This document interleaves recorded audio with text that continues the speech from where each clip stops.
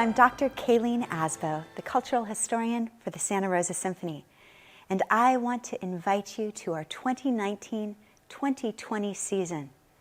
It's an exciting year filled with boundary-busting musical extravaganzas.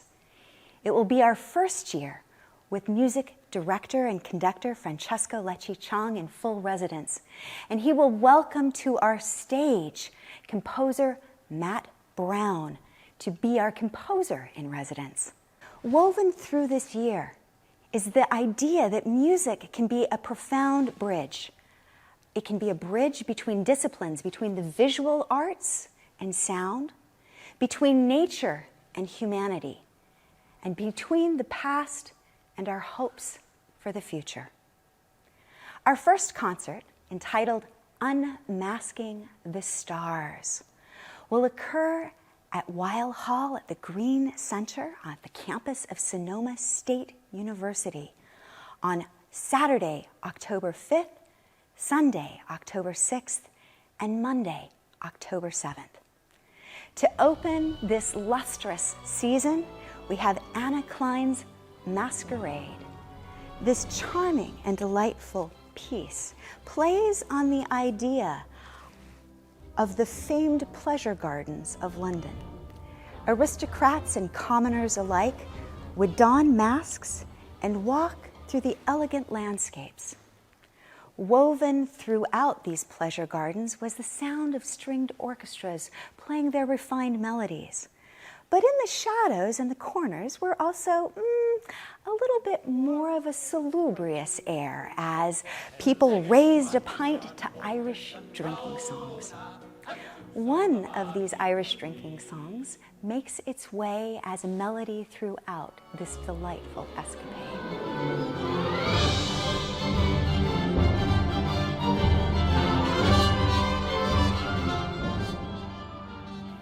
Next up on our stage is beloved Bay Area favorite pianist Garrick Ohlsson. He's going to offer us Beethoven's Piano Concerto No. 4.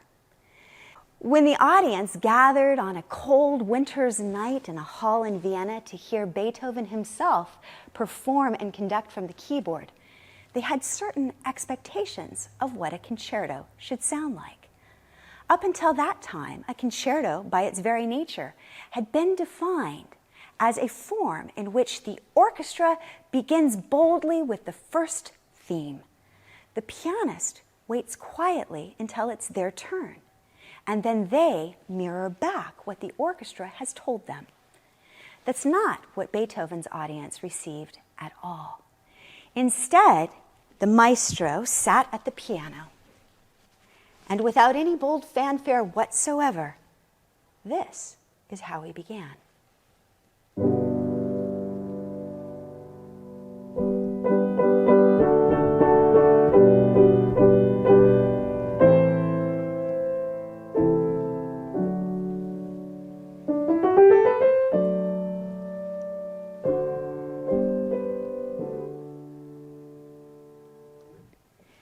It's a startling beginning.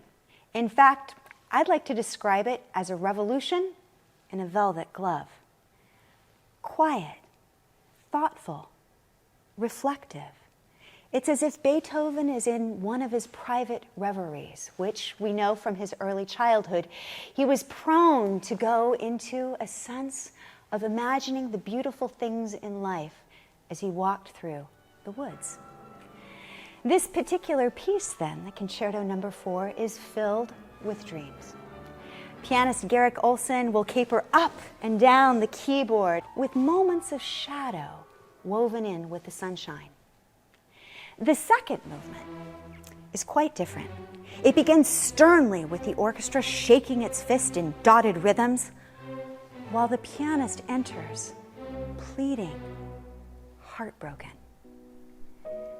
It was suggested by several Beethoven biographers that this entire work actually is Beethoven's imagining of the myth of Orpheus and Eurydice. Orpheus, that great musician who had the power to tame wild beasts and to communicate with nature, lost his beloved wife. What we hear, possibly, in the second movement is his descent into the underworld after she has died. And Beethoven gives us this glimpse of Orpheus crying out with his heartbreak in the depths of his grief, pleading, pleading, pleading to Hades and Persephone to release his love. The orchestra then acts sternly, at first saying no, but they're gradually won over by the power and depth of the passion of the pianist. By the end of this movement, the orchestra is not fierce at all. And what we get when we move into the glorious third movement is a round dance, a rondo, a celebration of renewed life. After intermission, we have the great delight of welcoming our composer in residence, Matt Browne. The first of his works that we are going to hear is also about the beginnings or renewal of life. It's called How the Solar System Was Won. It's an homage to his favorite film, Stanley Kubrick's iconic 2001.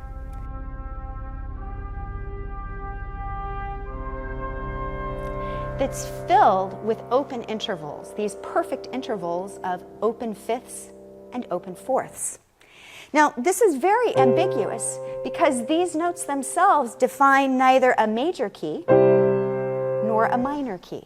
Rather, they're open to all kinds of possibilities.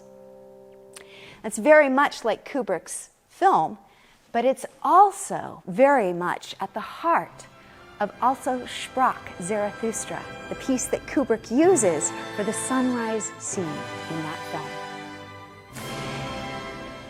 Strauss himself was inspired by a literary work that was inspired by nature. One day, a German philosopher was walking through the beautiful landscape of Switzerland. As he came upon a monumental rock, he was struck with this idea. Is life a series of unfolding events, unconnected, perhaps meaningless? Or is there some great design and plan? This philosopher was Friederich Nietzsche. He imagined a great sage questing for the purpose of life on top of a mountain, coming down with answers that he would give to humanity. In Nietzsche's book, he gives us a series of chapters then that describe this search for purpose. That idea enchanted Richard Strauss, and it gave him the seed of inspiration for his tone poem, also Sprach, Zarathustra. It begins with that limitless sense of possibilities, those opening notes C, G, C. Strauss uses the arc of Nietzsche's work to explore the question of what it is to be human. He begins with the raw power of nature and then imagines mankind on a search for purpose. The first part of his quest is a search for pleasure. The next stage of evolution is the search of the mind for order, for reason. Strauss represents this search in the musical form of a fugue. And what Strauss does is he uses all 12 pitches as if to say we are going to search in every nook and cranny to find with the power of mind the purpose of life.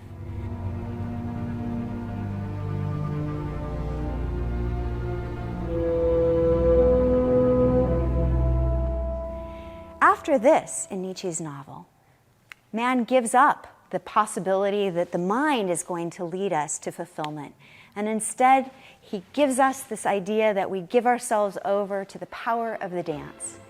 Here, Richard Strauss uses a waltz to evoke that sense of joie de vivre. The end of also Sprach, Zarathustra invites us to contemplate this division between mankind and nature. Strauss symbolizes this tension by using two keys simultaneously. That opening theme that we saw in Sunrise gives us the idea of C. But throughout the piece, the idea that humanity is represented by B major evolves. The finale of our piece, which is sometimes called the Great World Riddle, holds both of these together in tension. The C of the cosmos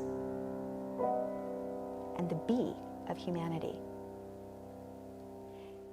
The Santa Rosa Symphony wants to invite you to Weill Hall at the Green Music Center on October 5th, 6th, and 7th, when we will explore this question of what does it mean to be human and find our place in the cosmos. 1 hour before each concert, Maestro Francesco Lecce-Chong will take the stage to engage in a conversation with our composer in residence, Matt Browne, to talk about music, nature, and perhaps the meaning of life. I'm Dr. Kayleen Asbo, cultural historian for the Santa Rosa Symphony.